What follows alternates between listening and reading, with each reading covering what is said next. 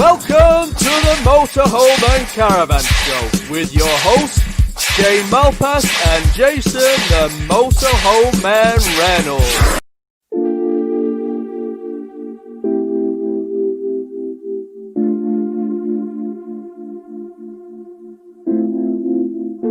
First of all, it couldn't be your fault.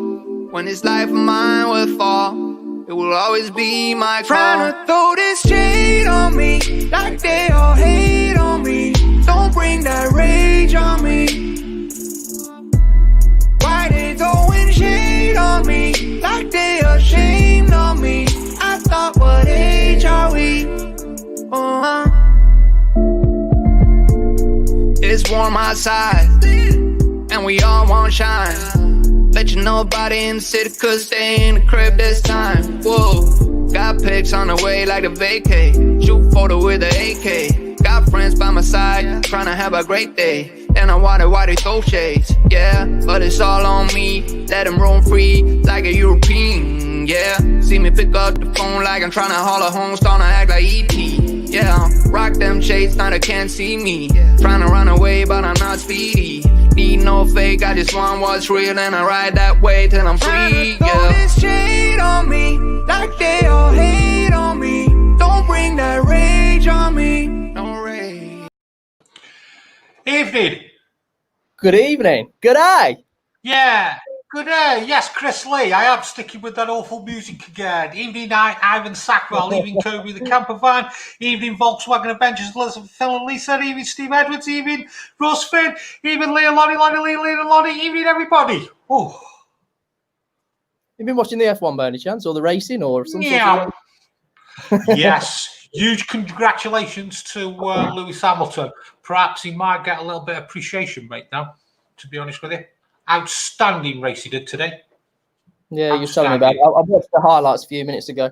But, yeah, he's very split in who likes him and who doesn't. But he turned his intermediate tyres into slicks. Yeah. Every week he does it. Very slick that was, wasn't it? Very, very. Yeah, are you on holiday? I'm in the Blue Mountains in Australia. Oh, why Australia? Because I'm a week behind and I never realised that they're in Wales. So we've got a nice have a celebrity theme tonight, then, have we? And next week. When next week? Oh. Right, so evening tonight, we're going to look at motorhome beds. I never knew there were so many different motorhome beds, Shane. No, when we sat there counting them the other day, how many is it? 12 total? There was a few, mate. There was a few. Yeah. There definitely was. We're going to have a look at all the different styles of beds, how they started off with the beds, and then how they've moved up and how they got to where they are, haven't we? Yes. Yep. Mark, have caravans got too expensive? There's a debate, isn't it? I don't want to come on. I see you putting a Christmas tree. Well, it's the debate at the minute, isn't it? Right, I got it. I think I feel as though I've been stitched up here. Why? Right. Have you been on Amazon, you pair, just lately? No. Not for a couple of hours, anyway. You've been buying green screens, haven't you? You saw the setup and the mess that is in this room. I never realised it was going to take an hour and a bit to set this all up. So I've got you in Australia. I've got you in a scenic surrounding with a Christmas tree. And I've just got a wall. You got a radiator. So last year, that is. You never told me. We did. You didn't tell me you were going to buy a green screen. We did. You just weren't listening again, was you? To be fair, you are so show 28, aren't you, Jason? You got a couple of videos today. Have caravans gone far too expensive? Yeah, well, there's we did mid to late 30s on new vans, and we've gone over £40,000 now. I thought caravanning was supposed to be cheap family holidays, and we're now looking at over £40,000. We're into motorhome territory, and it's do we need this level of excess? And it'd be interesting to hear from people in the comments, actually. Is it worth it? Is a caravan worth 40,000 pound for a new one? And you've got It's the really giveaway. worth it. You've got the giveaway tonight, haven't you? Yeah, that'll be coming later. With a Don't question. ruin it yet. With a question. That leads into next week's show. That leads into, yeah. Which all will become revealed. Yeah, I'll just shake my head to that comment below. It's a green screen. It's a green screen, folks. He's got a green screen. Imagine what a bit of technology can do. And when the next video comes on, I'll have ordered my green screen. Yeah. I bet you can't have it delivered by the end of the show. You never know with Amazon. John, I'm interested tonight with John. He's doing dark sides. What is a dark side? Is the caravan side? Is the motorhome side? Is the site you can go at night? What is a dark side? I don't like your green screen. It's natural. Is a dark side what you was telling me about the other day, John and Mark? Or is that a different dark side? Best not to go there. Yeah, let's not go there. Just you hang fire. You wait until my little section comes up, and then you might learn a little something. You might not, but purposely tonight, John, not watched your videos because I'm really intrigued with this dark side. I gotta be honest. It's been really interesting, sort of researching this one. So yeah, hopefully you'll find it interesting. Right. Okay. News. Anybody got any news? Because I've got a bit of news. I have got some news. Okay. Do you want to go first, Shane? I can go first. I'm trying to work out where we can. Yeah, there we go. Let me sort my laptop out. Right. Okay. So first bit of news. Now, credit where credit's due. Have you heard of Well House Leisure? Yeah. Your campervans. He donated a £49,000 campervan to children in need. Good Fair going. play. Fair play. Let's give a shout out to Well House Leisure. Yep. Fair play. Yeah. Next little bit for you campers out there. The National Camping Show is to be held at Stoneleigh Park in Warwickshire. Ooh. 18th to the 21st of March. You've got people like, or companies like Van Gogh, Camper, Coleman, Camping Gas, Regatta, and more to be announced. Okay. I'm guessing that's going to be an outdoor show, so that'll be interesting. And then my final bit of news is there's been a bit of talk about vehicle excise duty recently going up. That's my news. Not anymore. The government have backed down from the latest motorhome tax hike, which could have been a graduated VED system. Sounds like a disease. Yeah, so motorhomes have been taxed as in the PLG class, aren't they? Yes. Yeah. So registrations, they were 71% up on motorhomes in July. They were 41% up in August and 55% up in September. You wouldn't know because you're in Australia. It's good over here as well. Down here, sorry, down here. Right, what we're moving on to? You tell me. Right, we'll keep these two out in a bit. Bye. We've got motorhome layouts. Is that what we're starting with? Are we not doing a dealer update? Oh, we can do a dealer update. Dealer update. We're going to do a dealer update every week of what stock is actually out there. Now, Mark, if you've done any research on this, just add yourself back in. Yes. Okay, that's fine. Let's add him back in then. Oh, no, he's back in. Hello. Hello again. Right. So I'll start with motorhomes. So Auto Trader, the figures have gone up quite considerably these last couple of weeks. I think it's because there's a lot more new stuff becoming available in the near future. It's not necessarily stuff that's available now, but could be. So even though it went down below 4,500 motorhomes available, it's gone up to 5,382. Is that used? That's total. That's total. Used is 4,041. New is 1,361. So I can imagine that's gone up massively. I mean, if you have a look at newly listed on Auto Trader, you've just got some dealers that have put like 100 stock photos of a new motorhome on. So it's a bit false in a way. Well, there we go. 362 of them are private adverts, which that has gone up. Okay. And you've gone across the forecourts, have you? I will do in a minute. Let's go on to Mark. Yeah, so caravans we've got at the moment 1,421 new and used. That's dealers, private, as a complete collective. And again, there's a lot of new that's hitting out there at the moment. But I think the other thing that's happening is there's quite a few dealers that are still keeping a lot of sold stock advertised because they've not got sale stock to advertise. So it's a difficult one to get exact figures, and unless you sort of sit there and go through everybody's website and look at every individual one, it's difficult to get real true figures, in all honesty.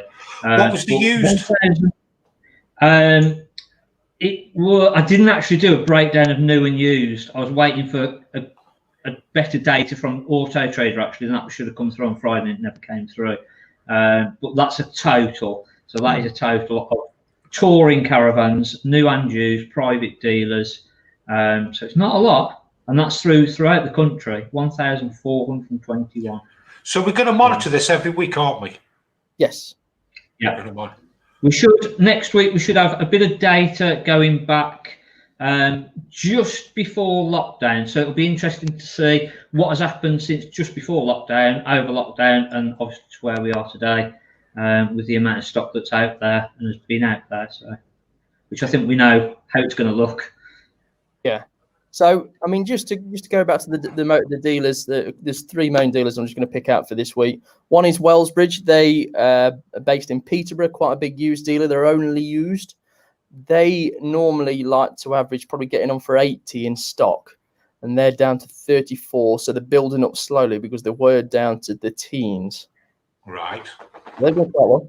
We've got Brown Hills, UK's largest motorhome dealer. Yeah. How many branches? They've only got one. Right. But they're a big dealer. Monumental numbers of motorhomes sold. They've got 16 in stock. Used? Yes. That's frightening. Spinney, have they got 3 branches, Mark? They've got 2. They've got 2 branches. They've got 33 used. That sounds as though they're up. Well, that's only 16.5 per branch. It ain't much. No. And so on. So they're building up slowly. They're a little bit better, but it'll take them a long time to get back to the stock levels they want to be at, which means that the prices will stay up. That's the main reason. They're not coming down, are they? No, everybody. Prices aren't coming down. No, everybody I spoke to over the last couple of weeks, they are buying as heavy as they can. Okay.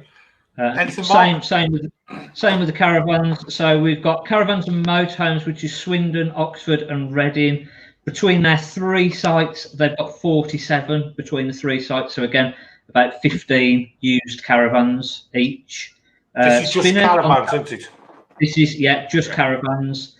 Spinney on the caravan side, they've got about 16 at each dealer. Again on the caravan side.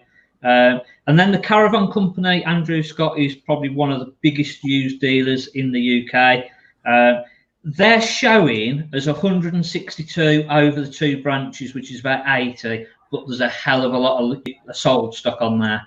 It's all used, but there's a hell of a lot of sold on there. So it's, again, difficult to get true figures.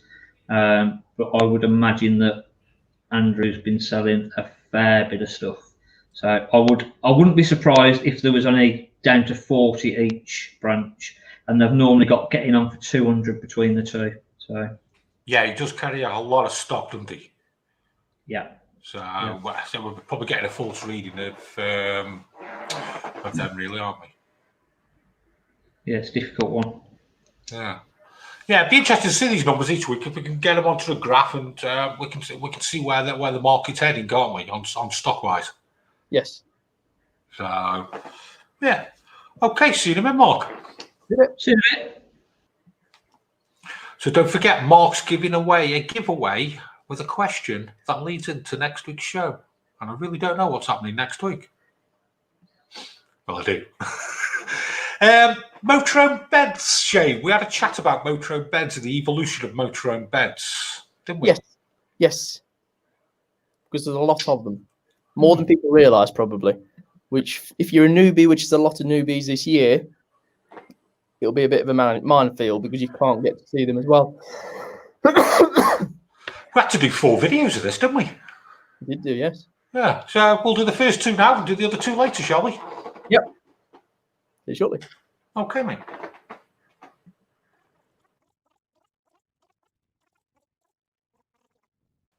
So this week we're talking bed layouts, and we're going to go from oldest to newest because there has been a bit of an evolution with beds. Most of them were based on the Caravans, and this is no different with this Auto Trail. Auto Trail and Auto Sleeper are classics for doing the front bench seats. So what have we got? We've got 2 inward facing seats with backrests. Nice and easy with these. These are nice and flat, by the way, so they do make quite a comfy bed. And what we've got is the middle sections pull out, one either side, the meat in the middle. Now, a good salesman will make this nice and easy, or look nice and easy. I'm not saying I'm a good or bad salesman, but I'll do my best. So this is the tricky one here. Now, excuse a bit of heavy breathing here while I try and force one into place. There we go, that's nice and easy. And there we have bed layout number 1 of 12, the bench seats. So the next one we have, which is another classic layout, is the U-shaped rear. Often seen on the Auto Sleepers and so on, but this one is in a Roller Team Auto Roller 746. This is a nice big 6-berth. So a bit like the bench seats, it does make up. We have got this handle at the back, slats that come out. I know this is not going to be the most glamorous of positions here. Now, if you want to see a funny video, I'm going to try and find it, but one of Mark, showing how quick he could make the beds up. One of the funniest videos I've seen. Benches go straight in the middle again. This is easier just to lie on. Straight in the middle. Look at this. And then the third and final of this one is the overcab double bed. I've got to admit, on this roller team, it is bloody big compared to what some of the old ones were. Some of them are just a very small double bed. But yeah, this is a great size double bed. Nice for storage. You don't see them as often as you used to now because they've gone down to the drop down beds, but a great use of storage and a great place to kick the kids into. Now, You've missed a bed out there. what have I missed out? You've missed an early bed out. You got the bed seat bed, you got the U-shaped round bed, you missed another bed out from the early ones. Just very quickly, just to interrupt you, I just need to play this. So I'm going to put it back together. We'll do the challenge.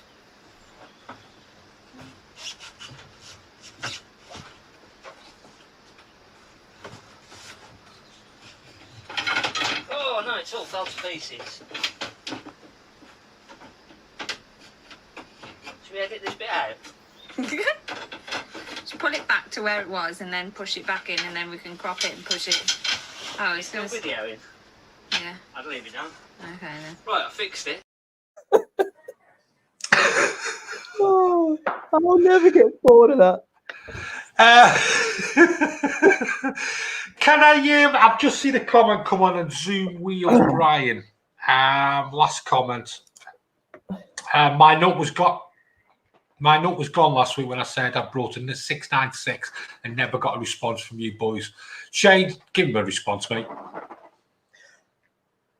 Now, I'm assuming this is going to be a Swift Escape of some sort, 696. If it is, yeah, I think they did them up to about 2016, started them about 2009, 2010. But Swifts are just a long-standing, Severo 796. Okay. I think we did mention this last week, briefly. Yeah, I think we did. We did do, yeah.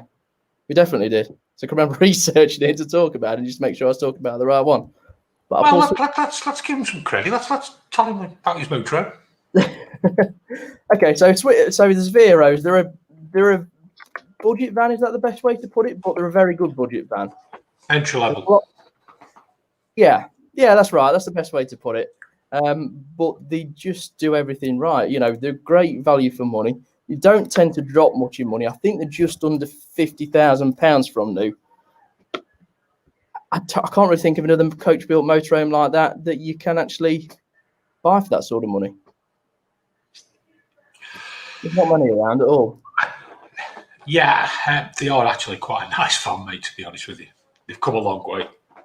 Yeah, I've just bought a 747, I think. No, 746. And I just can't fault it. It does everything right. Anyway, you missed a bed out. What bed did I miss out? Overhead beds, are they suitable for kids or are they okay for 2 adults, Shane? I'll check your book for payload on that, or for weight limits. But I've got to admit, that roller team that I was in then, that was probably one of the biggest overcab beds that I've seen. But if you go to some of your older Eldises and so on, they are very tight up there, aren't they? I think the majority are, though, okay for adults, mate. They're okay for adults, yeah. They just might be a bit tight. Yeah. Especially when you've got to climb over each other. Right, let's see which bed you missed out. Okay.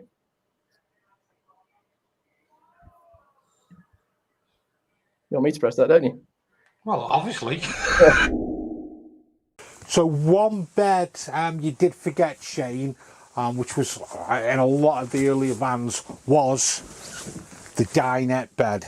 So we've obviously got a forward-facing seats here, and also seats here, which makes the dinette. And then what we can do then is we can make this up into a bed. We've got our dinette table, and then sometimes you will have roll-out slats there to make up the bed.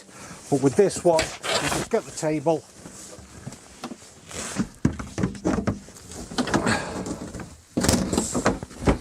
and there's our bed, and then all the cushions go across to make up your double bed. So then as beds, fixed beds start to come onto the market in the motorhomes, the first real fixed bed was the French bed, where it's at the back, normally next to the washroom, and then it does slightly cut off towards the end of the bed. Now the drop down bed is pretty much in all the A classes, and I think it was Heimer who pretty much did the drop down bed first. So let's have a look at the drop down bed. Now the drop down bed, with it being an A class and you've got such a big cab area, the drop down bed in the A classes just gives you so much room. Just look at the size of that bed. And then what was also started in a lot of the early vans, I think it was CI, is the bunk beds. So you've got your 2 bunk beds there, and then normally you will have a dinette here, so it makes a perfect family motorhome.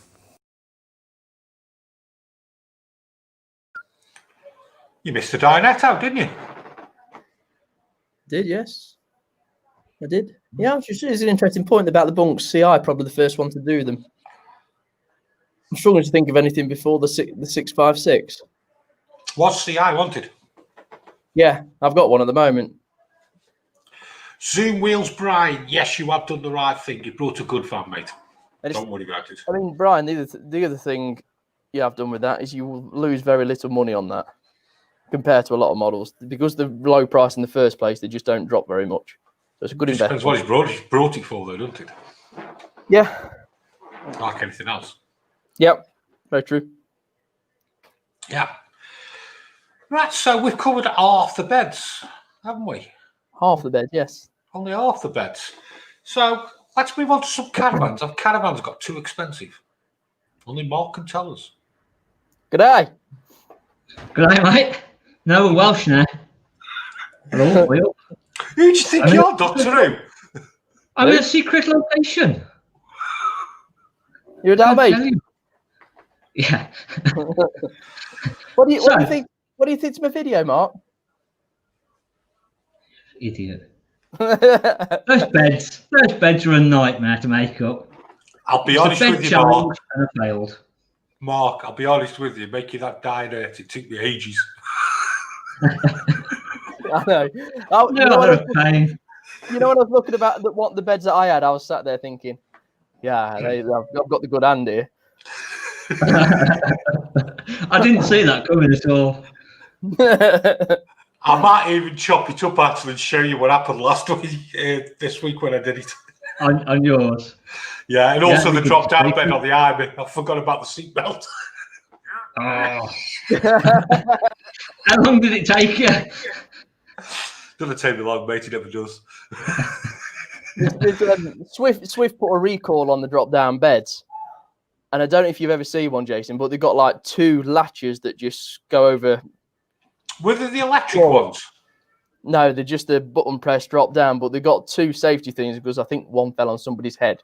So let's put it like this. It was so much of a recall that they came out to fit these latches. You didn't have to take it back in. Did they not do the electric ones and then stop doing them because of the wiring? And that's when they went on to the press ones. I swear, mate, they did the electric ones and they only did them for a year odd and they had a problem with the wiring on it. Possibly so. And that's why they moved on then to the press ones and you drop them down. I swear they did. Yeah. So yeah, after having half a dozen without the press buttons at the end and not realising that they're there, you don't half lose your rag, as you can imagine. Mark, I want to know about caravans. Are they too expensive?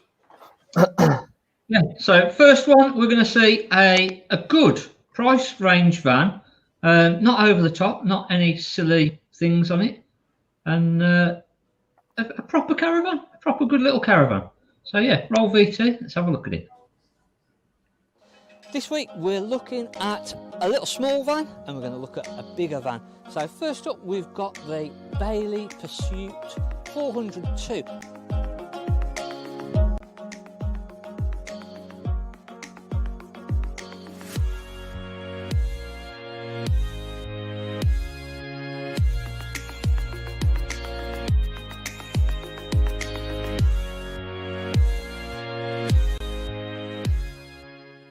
1,090 kilograms maximum, so a real little lightweight van, compact van.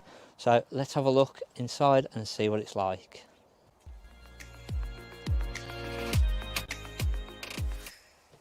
What an absolute little cracker. As I say, 1,090 kilograms, so it's a lightweight 2-berth. We've just got the seating area at the front, which this makes into a double bed, or we can use it as 2 single beds. They are a good size, this. We've got the little fold-up table, so what more do we need? We've got the little kitchen area, so we've got full fridge, works 3-way, hot and cold water. We've got our 3-burner hob, and then our grill and oven combined, so we've not took up extra space. Got the microwave, and again, huge, absolutely huge amounts of storage in this. And then at the back, you know I like a nice little washroom. Absolutely loads of room in there.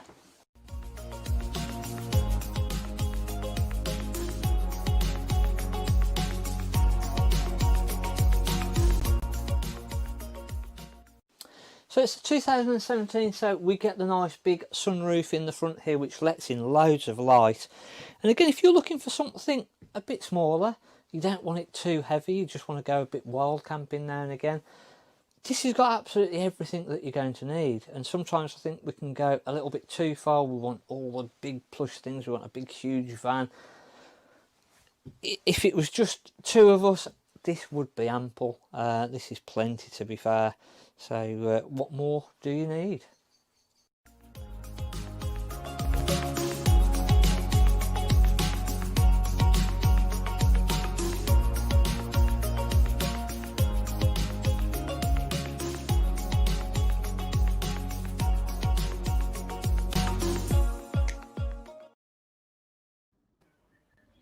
Now, the big question I need to ask about this video, and Mike Reed also wants to know as well.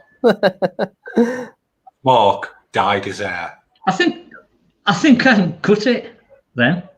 It's cut now. That was all me, that was. Natural. Natural. All me. Yeah. Anyway, Shane's arrived now. Hi, I'm back in. Oh, you cut the plane, have you? I have, look. Yeah. Lovely castle behind me. Aren't you isolated? Isolating. Never mind. Of course I am. Just So, a yeah, quick little shout- cracking just sorry, little Mark Lee's just shouted up, evening guys, home from a long day and soaking in the bath. Lee's not on tonight, ask Lee. More importantly than doing the show, he's been to take his son. He's gone back into the army. So a big shout out to Lee, big shout out to his son. Yeah, so that's why Lee's not on tonight. So tell me about this caravan. Is it expensive? Just under £12,000 that was, 2017.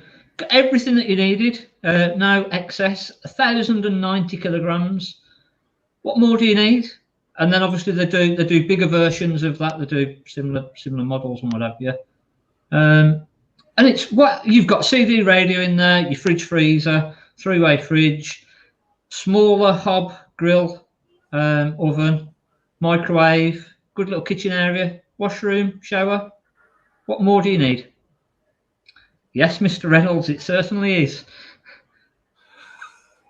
So, I take it you've shown us an ice van, and a little bit later you're going to show us a van from the extreme, haven't you? Just a bit over the top, yeah. And then after John is going to show, which I'm looking forward to here, about dark sites. After John's shown us about dark sites, you're going to announce the giveaway, aren't you? I certainly am, with a question.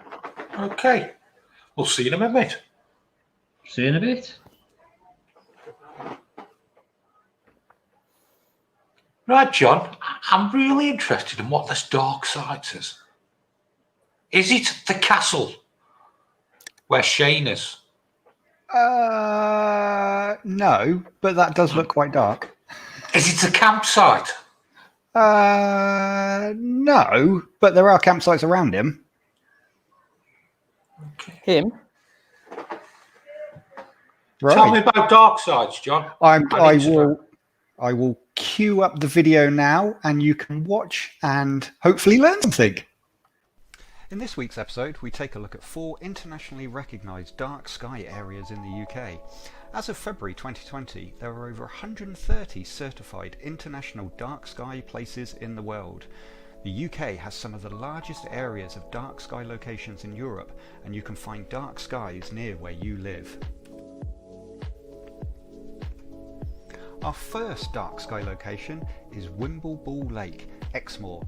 There's plenty of walks and cycle paths on the 530-acre site, plus it offers a fantastic range of water sports and other activities on the lake. Pay a visit after dark and look up at the sky. Located within Europe's first international dark sky reserve, it's the perfect place for stargazing.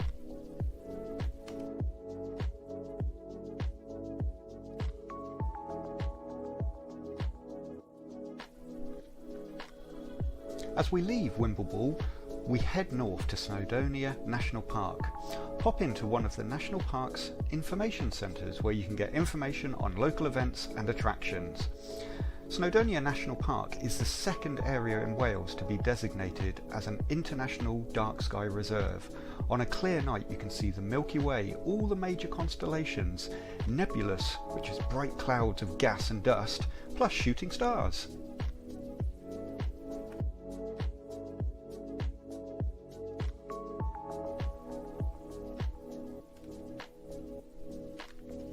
Next, we head to the Galway Glens.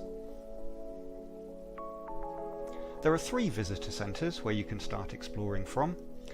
Chatting Shores Visitor Centre is one of a small selection of forest car parks trailing overnight stays for motorhomes and campervans. It's a great base to explore the local area, including the Merrick Trail, where you can see the granite stone that Robert the Bruce is said to have rested. Of course, as dusk descends over the lake, it's a brilliant place to enjoy the night sky.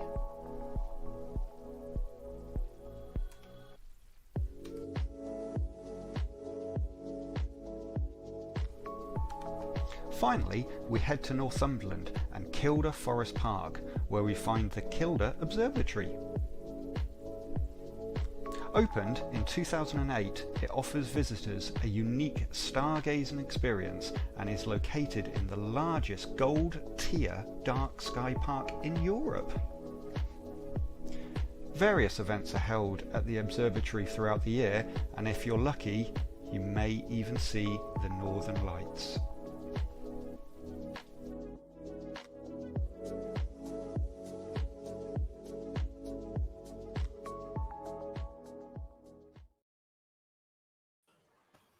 Space fascinates me, John. Mate, honestly, it's one of those things. It's one thing that I've wanted to do specifically, go away to a dark site zone. And there are plenty around the UK, but there are only a handful that are designated as international dark sky zones. Just hang on. What is designated and what are the rules? Can you not build there, or what? Just explain to me. So what it has, it has restrictions on building in the area and the amount of light pollution that it can have. So on the international designated, the top tier ones, there's only about 12 sites in the UK. 12 sites in the whole world. Now in the UK, if I just bring this map up. There are about 4 or 5 international dark site zones. Now, they're on the little key is the green blob in the pinprick, and there's only, like I say, there's only about 4 or 5 in the UK. Now, there are a load of other sites all around the UK that you can still see the stars and the constellations, and it's fascinating to think that you can go in your motorhome or your campervan or even in your caravan, but then off in your car to an area that is so dark, given that there's no clouds, that you can actually see it. Now, we did one. You didn't have to get around there, Shane. I was going to say, it's either gone green on this one. I'm not sure on this one. You see what I got to put up with.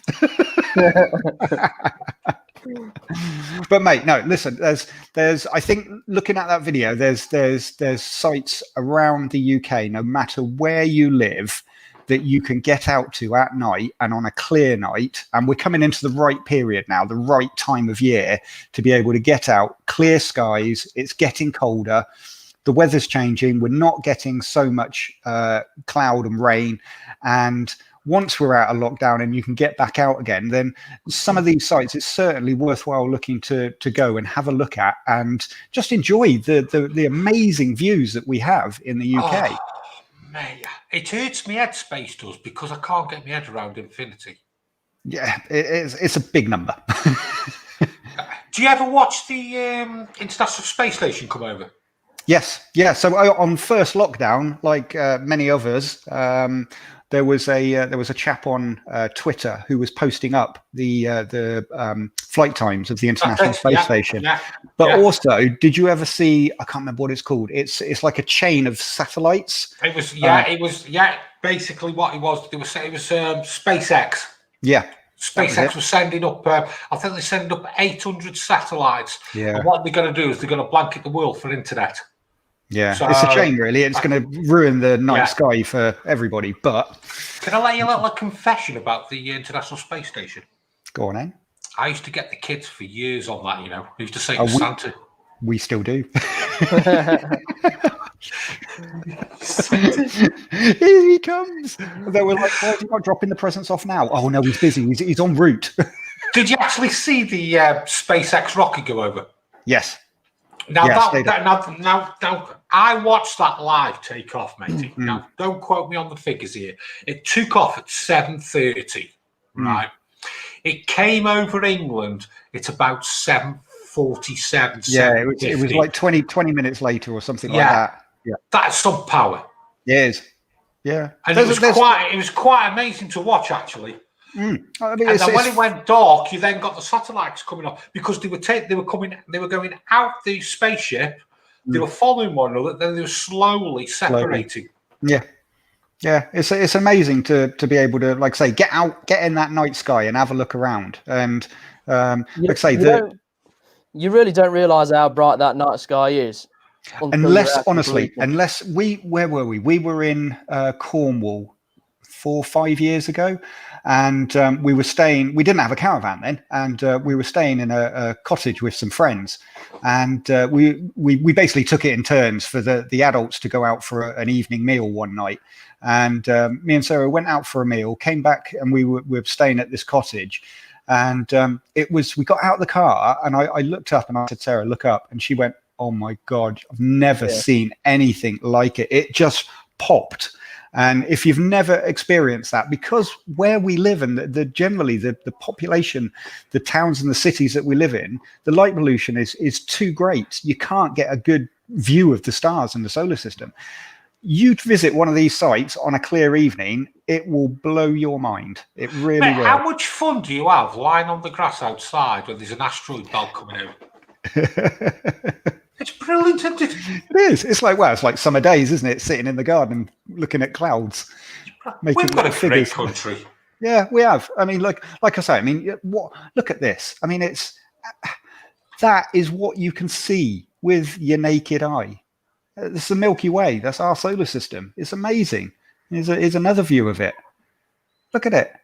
And that's our UK. That is our countryside that you can get out to and you can visit. You just don't, like I said, you just don't realise that most people will never have seen that sky before. No. And won't believe how many there is and how bright they are. It is mind-blowing. It is. I mean, the thing that I would love to see personally is the Northern Lights. And I'm not going to say Aurora Borealis. I think that's the correct way of saying it. But again, this is over the Kilda Observatory. That's Northumberland. And you're seeing the Northern Lights. There's another picture. Look at that. I mean, it's beautiful. Yeah. That's a goal of mine I want to go and see. Yeah. And it's on our doorstep, John, isn't it? Exactly. And I think that's the thing. I mean, the sites that I've looked at, I mean, if we just rewind back to the video bit of the section, there was Wimble Lake, and this is, like I say, this based in southwest UK.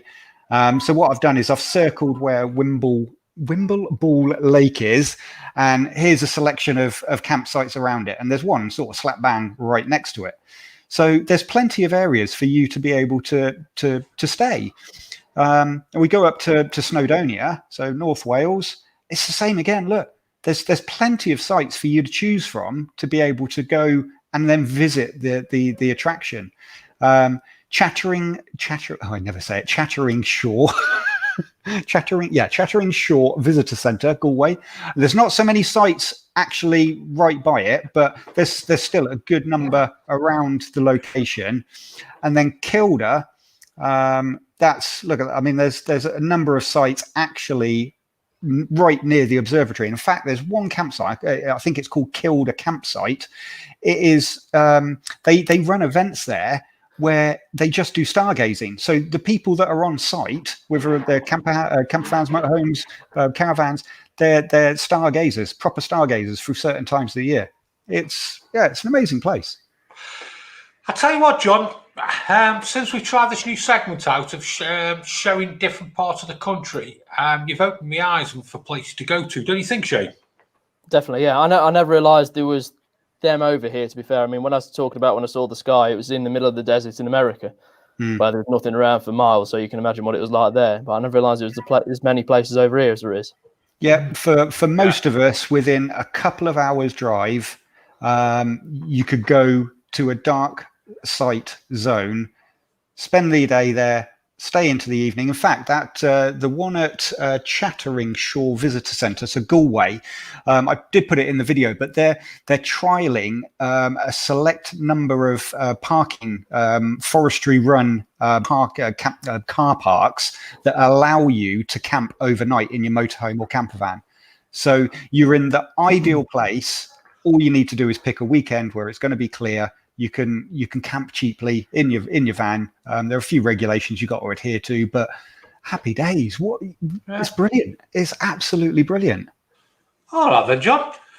We'll see you in a bit, mate. See you in a bit. Cheers. I tell you what, you showed us some really good places, mate, and we might be in lockdown, but there's some places to put on the list, isn't there? I'm really appreciating that one, actually. I never realised there was that around.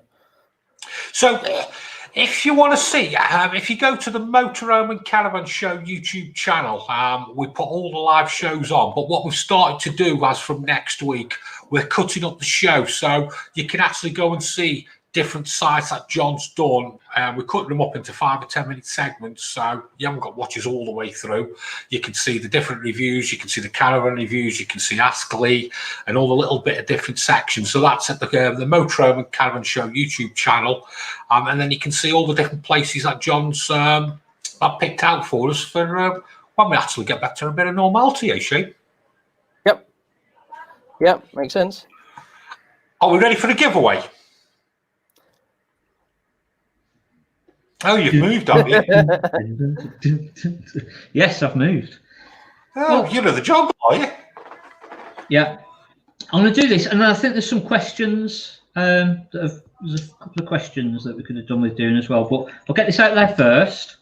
What are the questions up first, mate? Let's get the questions up. Go on. Yeah. I think we've got Anthony Adams had asked a question about his. I'll pop this up. His previous question was that his friend's got it plugged into the mains, and only the microwave and it's working, but nothing else. Yeah. So the signal's probably back down in the jungle there, Mark. Yeah. Right, we'll answer it then. Right. So yeah, it sounds as though his charger unit isn't working basically. So he's either not got a battery on and it's not charged, or his charger unit isn't doing what it should be doing. There's a little separate charger switch, so it could be that. It could literally just be his charger is packed in. So, but definitely, if you've got 230 volt coming in, which it sounds like, if your microwave's working, TV's working, you've got 230 coming in, but the 12 volt side isn't working, so either your battery's no good or the charger's gone. Anything else? There was somebody had asked about internet in the caravan and motorhome, which was. What's the best thing to buy for internet for my new motorhome? John knew about this, didn't he? John had a little internet thing when he was away. Yeah, so I have a Netgear Wi-Fi router. And essentially, what it is, it's like a router in your house, but you can insert a SIM card into it. There are a number on the market. MiFi, I think, that is another one.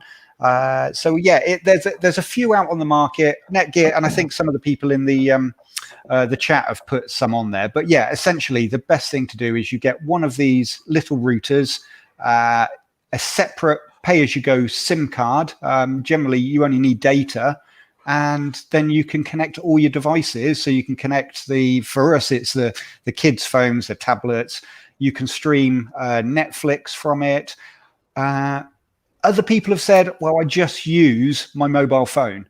Now, that's all good if it's just yourself or one other to share the data and to share the signal. But a dedicated Wi-Fi router or an external Wi-Fi router, that internally they're built differently so that they run faster and can handle higher download speeds and have multiple devices connected to it. Mark, quick question on the Whale Caravan heating. Heating is at back, so lots of heat in the washroom, but not so good at the front of the Bailey Rhine. Any tips to distribute the heater better?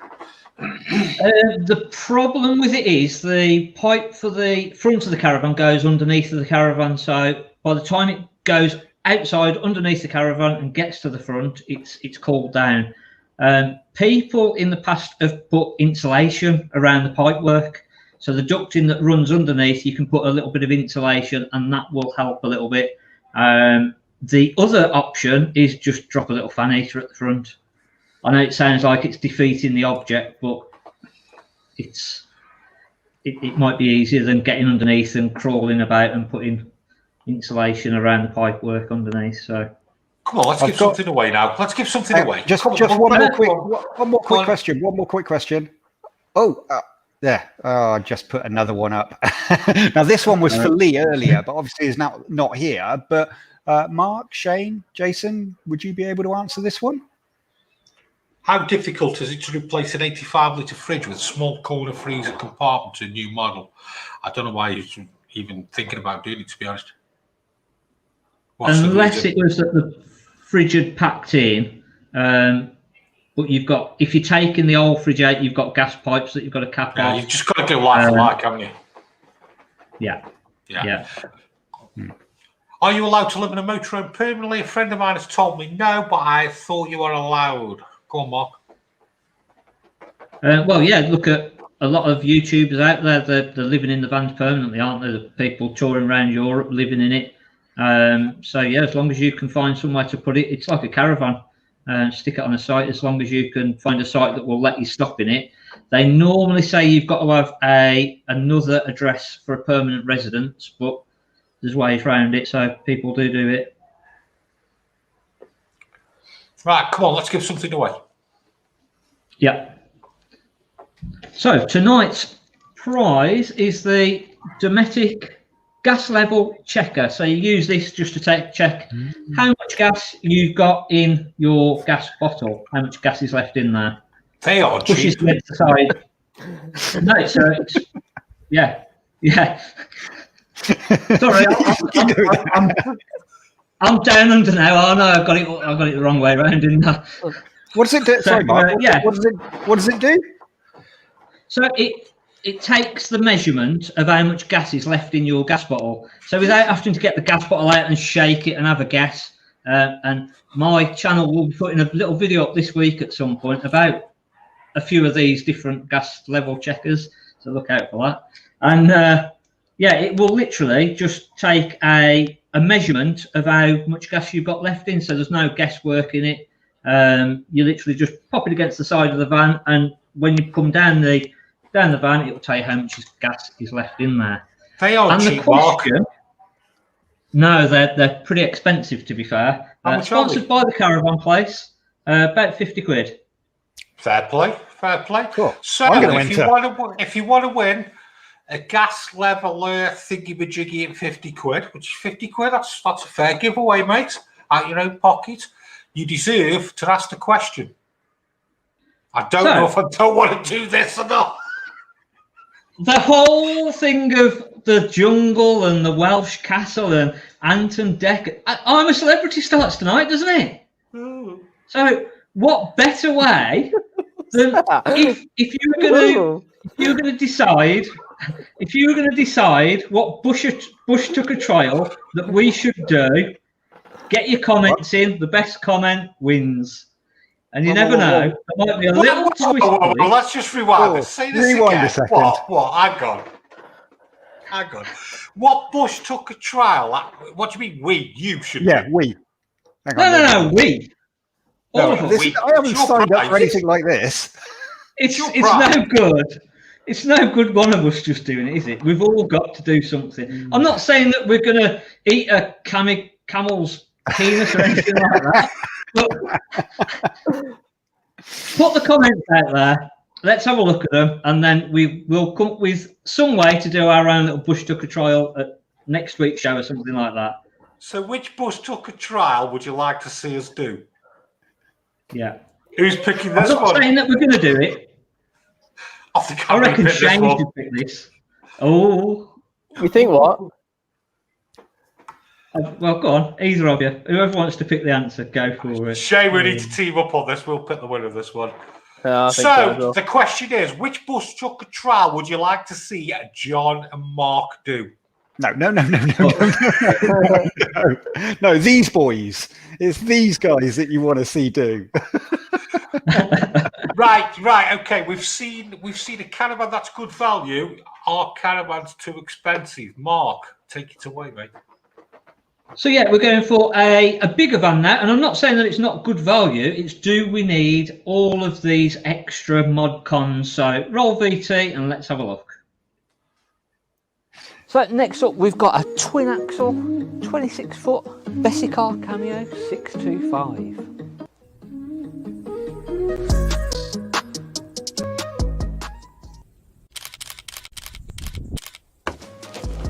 Coming to have a look inside and see what it's like? We're inside of the Bessicar 625. As I say, it's a twin axle. We're 26 foot. We've got the fixed bed. We've got these lovely cabinets again.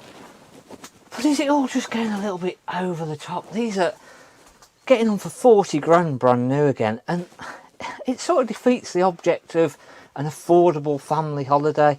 It was all meant originally for cheap family holidays, and have we all just gone a little bit too far? Do we need electric opening sunroofs, reverse camera, the big fridge freezer? We do get a lovely kitchen area to be found. We've got the little fold up workspaces.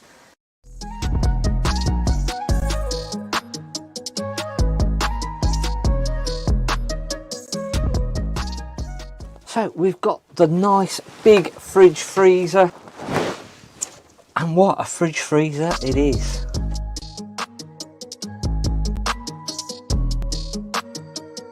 So we've then got the fixed bed, and then leading through we've got the nice big washroom.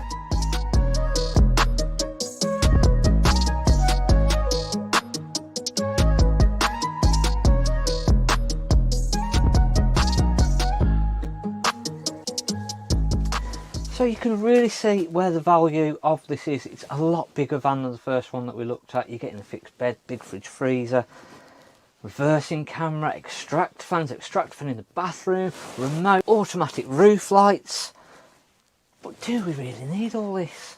We're supposed to be going away for fun, for holidays. Have we just gone too far?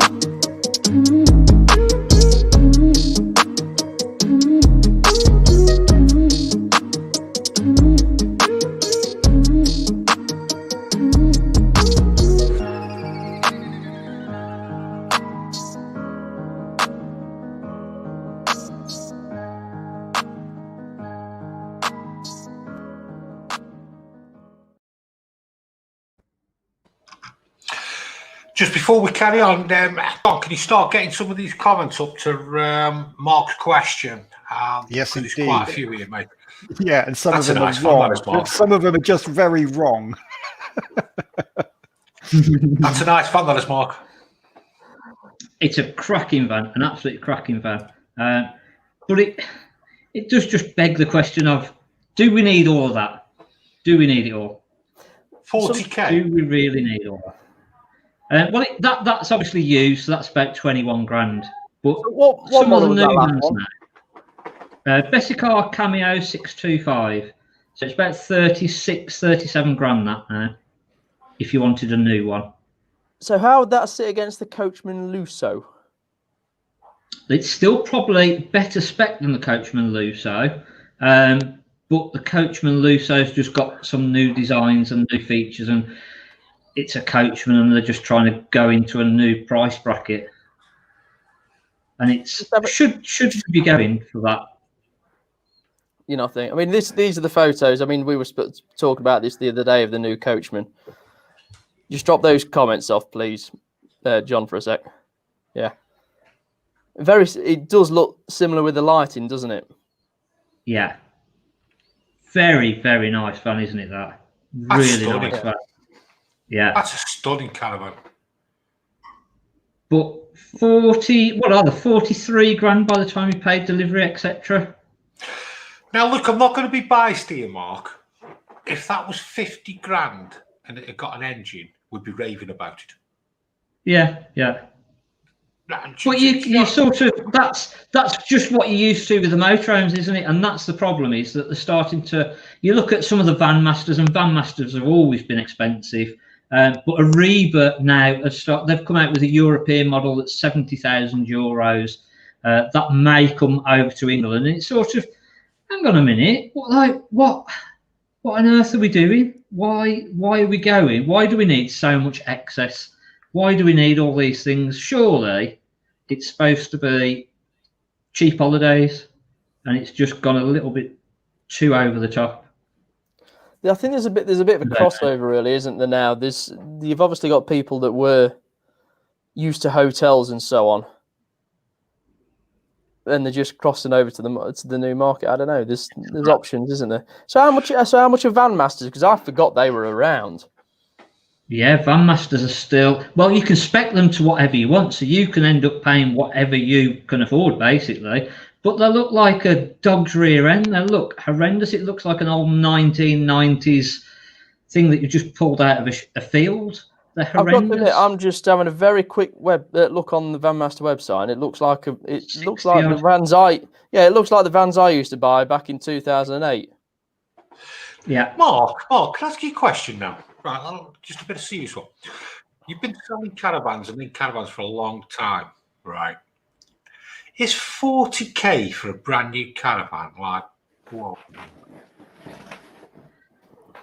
I don't know.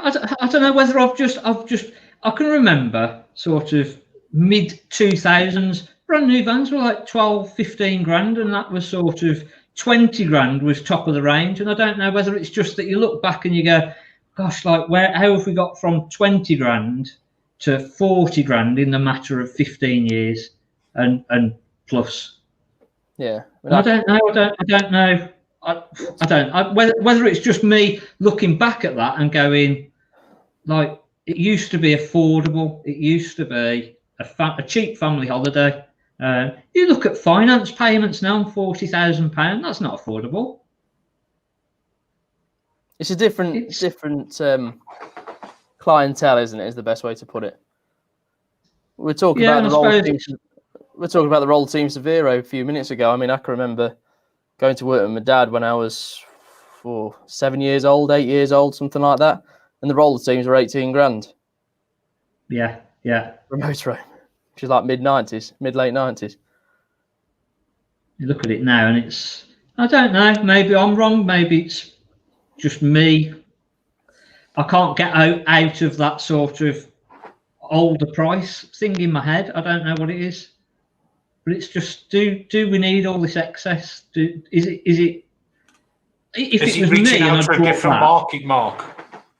Yeah, possibly. Maybe I'm just, I don't know, just set in the old ways, and I think if they're ever going to push the more expensive ones, I think now is the time to do it, because you've got a bigger audience all of a sudden. Yeah. Not really many options. Yeah, it's a good shout, that is, Shane. Yeah. That's open a can of worms. Can of worms. Cool. I've noticed a lot of these comments are going to involve eating and drinking, aren't they? So the question tonight to win Mark's gas leveler is, Shane, which bush tucker trial would you like to see us all do next week? See them in, Mark. Get your answers in. See you in a minute. Why did you let him ask a question?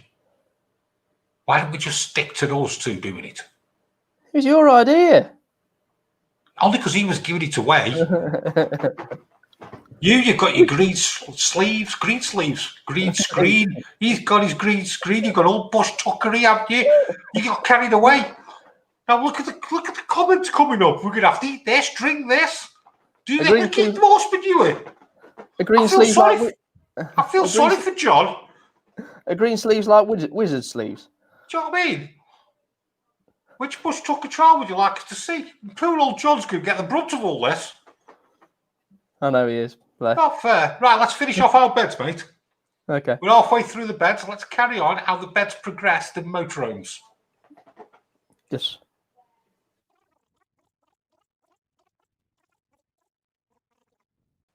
So this week we're talking bed layouts, and we're going to go from oldest to newest because there has been a bit of an evolution with beds.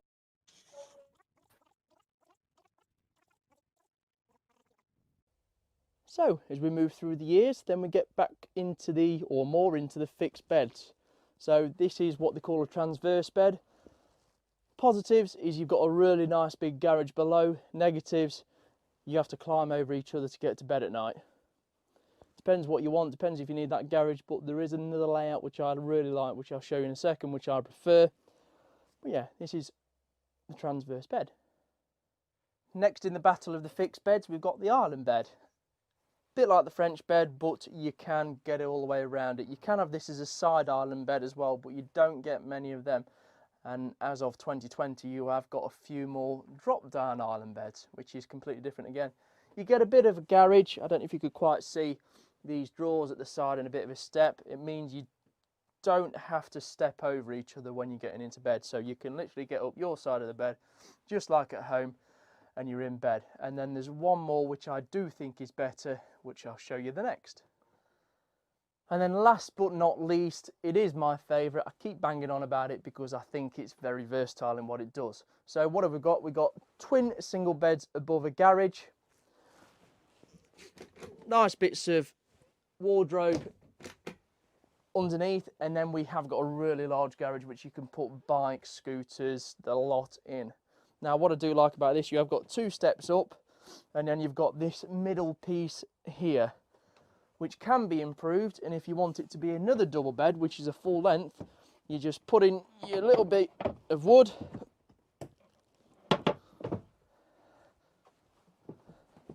put your filling cushion there, and then when you jump in bed, you don't have to be jumping over each other like you would in a transverse bed, but you've still got the benefit of the garage, and you've still got the access a bit like you do with the island bed. Me, the dog, and my missus. Happy days. Okay, let's finish off the rest of the beds with mine, eh? Oh, just a quickie before you crack on. Carl Pierce, KTG Caravans and Campers. I'm like a kid in a sweet shop whenever I go to KTG Caravans and Campers. Do you know why? KTG Caravans and Campers, KTG Caravans and Campers, like a kid in a sweet shop. Do you know why? Why? He's a caravan and motorhome breaker.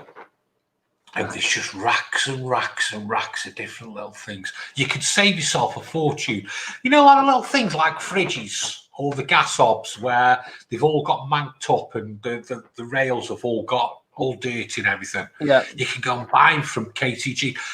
He helped me out the other week, actually. I got a Truma water heater that was playing up. I pulled it out.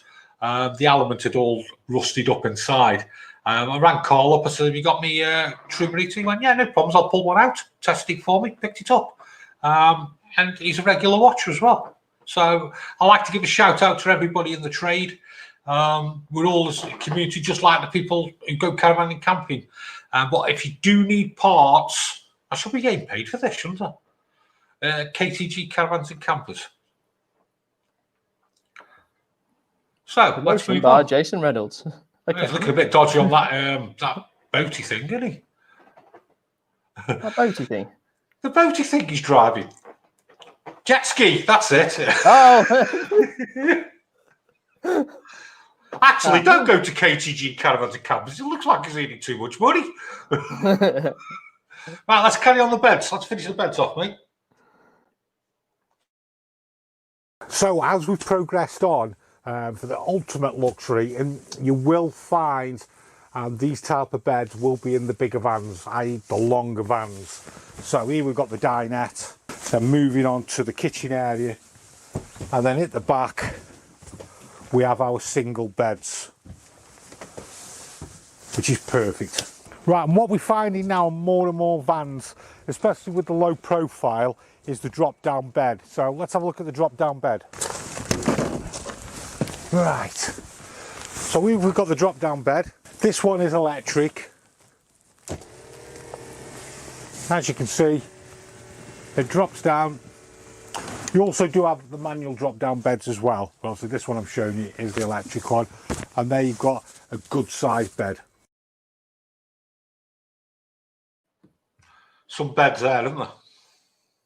Yeah, 12 to be exact. Which is I never realised there was that many. I knew there was a lot, but I never realised there was that many. Fair few there. Can you see how they progress though?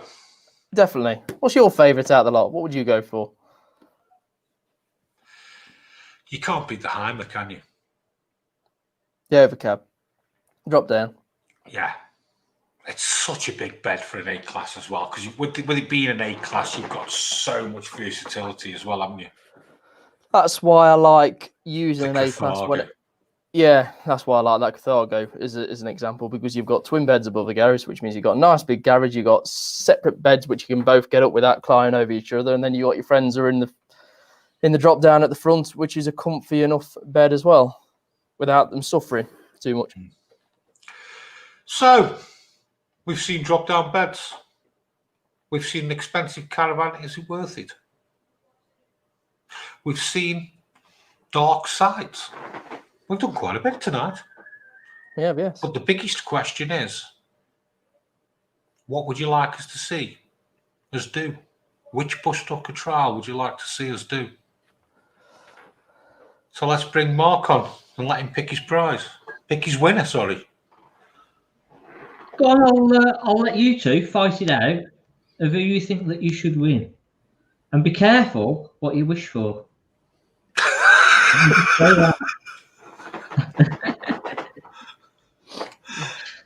I'll be honest, I've been looking at the comments. That's all I'm going to say. Be careful what you pick. Have we, John, can you bring John up?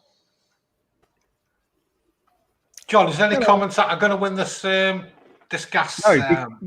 No, because they're all wrong. You're trying to make us do horrible stuff like eat fermented eggs or a pig's willy. I think there was one also that said go teetotal for a week. Are you mad? We missed a trick here, haven't we? We should have put, the question should have been, what bush tucker trials should Lee do? Oh, yeah. Yeah. Right, Mark, go on, pick a winner, mate.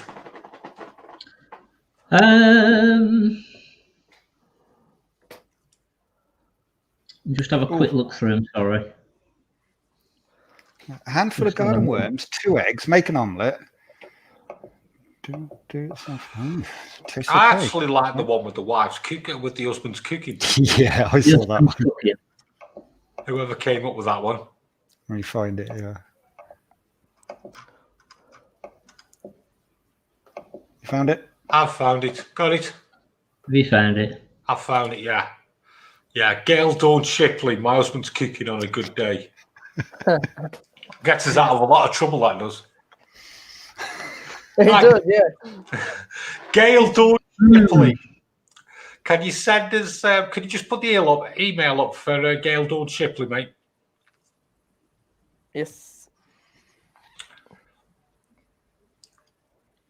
Yeah, can you email us your address and we'll send you out the gas leveler. Also, by next week, can you send out 5 meals for us, please, to try? Yeah, 5 meals for us to try live next week. Gail Dawn Shipley's won that. So next week we're bush tucker trialing, aren't we? We are. I'm just going to move the laptop out of the way. I've been using it as a. We're doing this. The bush tucker trial. It doesn't work on the screen. I'm glad you two are doing it.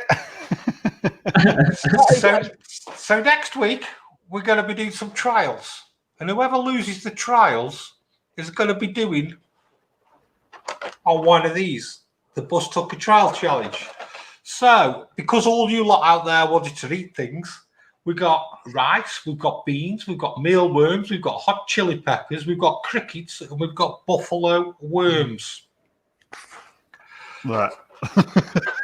The odds aren't looking good for Lee. They're not, are they? No, I they're not. 41 at the minute. I love how this is just like blended into the background. So we're going to sort some challenges out. We're going to sort some tests out, and we're going to try the Bush Tucker Challenge. The Bush Trucker Challenge. Whatever it is. It's been a good night tonight, hasn't it? Is Dirty Trucker doing that one? Or Leah Laurie? The Bush Trucker. All right, thanks everybody for watching. Really appreciate it. We'll see you all next week, and we'll see what John, Lee, and Mark are going to be eating. See you next week. And Jason. Yeah. Bye. But not me.